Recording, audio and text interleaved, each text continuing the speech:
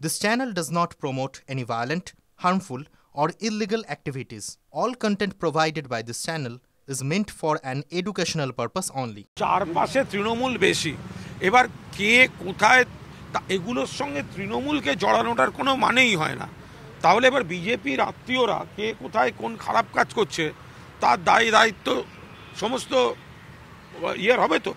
কার বাবা, কার মাস্তুতো ভাই, কার কাকা, মানে কাকা শ্বশুরবাড়ির ছোটো শালা, এইগুলো কানেকশান তৈরি করে এনে তৃণমূলের ঘাড়ে চাপানোর কোনো মানে হয় না। তৃণমূল এইসব অসভ্যতামি বাঁদরামি সমর্থন করে না।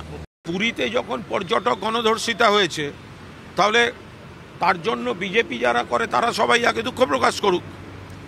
এইগুলো নিয়ে সস্তা রাজনীতি হয় না। এটা সারা ভারতবর্ষের সমস্যা, পৃথিবীর সমস্যা, সমাজের সমস্যা। কিছু লোক বিকৃত কাম, বিকৃত মনস্ক, এই অসম্ভব কুকীর্তিগুলো এরা করে। দয়া করে এর সঙ্গে দল আর ধর্ম এগুলো মেলাতে যাবেন না। উনি মমতা বন্দ্যোপাধ্যায়কে কখন কোথায় যেতে হবে ওনার কাছ থেকে শিখতে হবে না। উনি আবার এগুলো বোঝেন, কখন তৃণমূলে থাকতে হবে, কোন কোন জিনিস সামনে এলে বিজেপিতে যেতে হবে, এই টাইমিংগুলো উনি বোঝেন।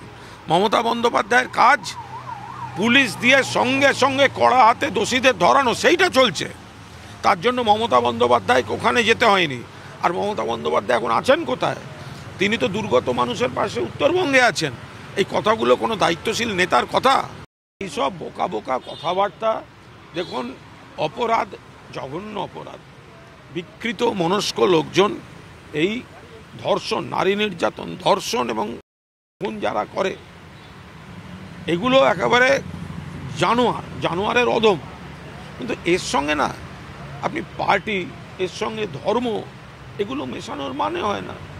আপনি যদি বলেন তাহলে পুরীর সি বিচে যারা পর্যটকদের ধর্ষণ করলো তারা কোন ধর্মের?